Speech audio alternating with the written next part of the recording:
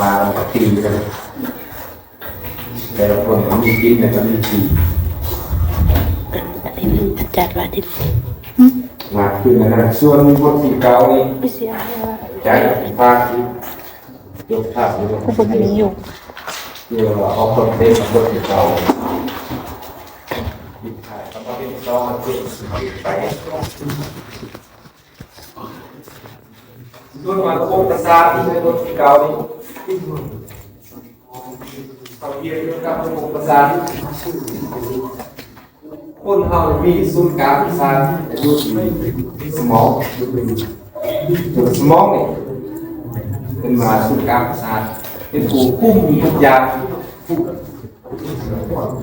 การชื่อการจำการพูดกินเลยอยู่ที่สมองมันจะมีไงประสาทโตมาทุกส่วนของร่างกายสมองสร้างว่ากับบ้านเขาเอาขึ้นเองสมอง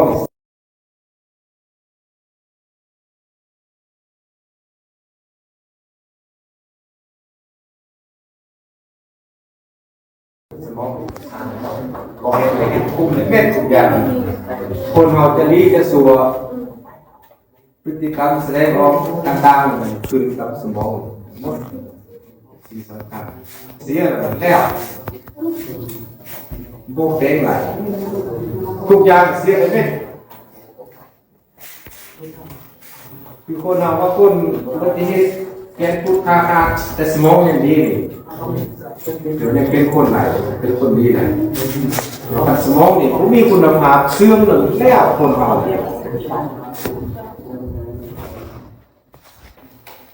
สมองไปเสื่อมไปเกย์กันแล้ว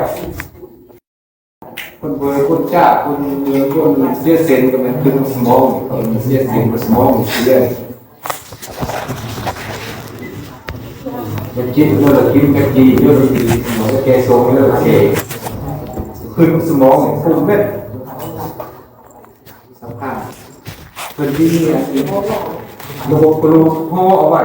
ให้แกนสุด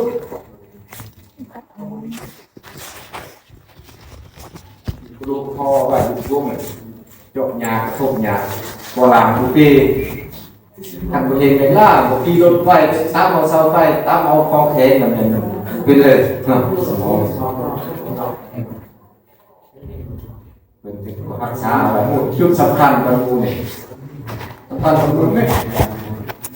สมองเสียสแล้วขึ้นมีความหมายมีเรื่องมีความหมายผู้นำเสนอผู้เห็นเพื่อเป็นคนไหนสำคัญเขาเป็นคนยังรู้ยังน้อยสมองยังกำลังเป็นไงโตสมองเปลี่ยนทางอะไรเนี่ยยามาสลาคือทางใครสอนตายแล้วจะเอาสมองมาเปลี่ยนเอาคือไหนเป็นไรส่วนอื่นเป็นมาหมดเจอบอกมาใครล้างบอกแก้ราคาบอกเสียเปลี่ยนเป็นไรเนี่ย